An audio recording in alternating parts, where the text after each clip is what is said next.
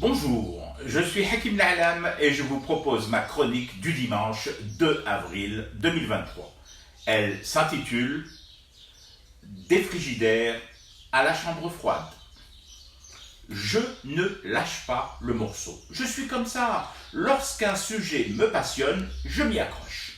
Et cette histoire d'oignon, je la sens bien. Des potes, visiblement un peu plus avertis et futés que les potes d'hier, m'ont gentiment conseillé d'oublier cette histoire de guerre Russie-Ukraine et la théorie farfelue des conséquences directes de ce conflit armé sur le prix de l'oignon qui flambe en désédit. Entre 3 phrases, 2 allusions et un clin d'œil appuyé, ils m'ont demandé de regarder plutôt du côté des frigos.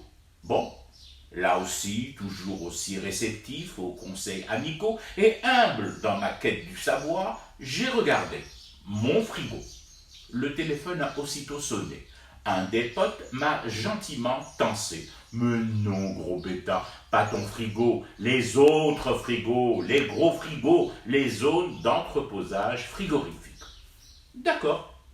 Je ne me suis pas trop attardé sur le fait pourtant troublant que cet ami ait pu saisir à distance mon regard porté sur mon condor combiné à la maison, alors qu'il n'y était pas.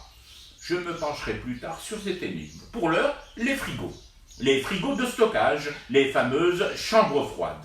Ça tombe bien, par ces temps de printemps précoce et de températures qui frôlent les 28 degrés par moment, je me suis dit, une petite virée du côté des chambres froides, ça va forcément me rafraîchir.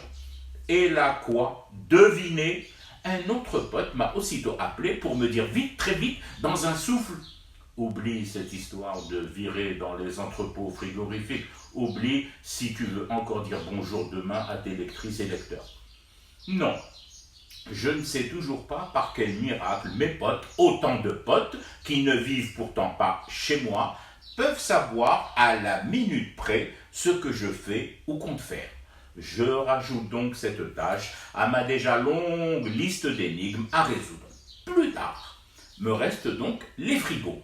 De loin, bien sûr, de loin, comme on m'a conseillé de le faire. Que peut-on dire d'un frigo de loin?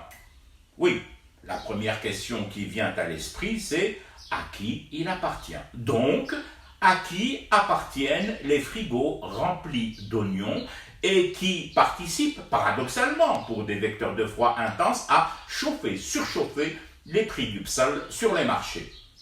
Bizarrement, là, mon téléphone n'a pas sonné.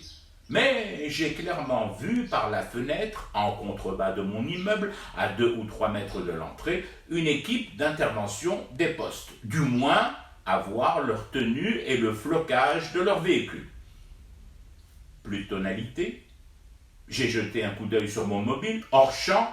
Oh, sûrement une coïncidence, me suis-je dit, rajoutant « Ne te laisse pas distraire par des sujets annexes. Reste sur l'oignon et les frigos. » Une fois que je me suis posé la question de savoir à qui appartiennent les plus gros frigos, je me devais donc de passer à la question suivante.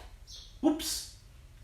Désolé, je dois vous laisser un instant. On frappe à ma porte. Les employés du téléphone qui veulent savoir si j'ai un problème de débit dans le thé que je fume pour rester éveillé à mon cauchemar qui continue.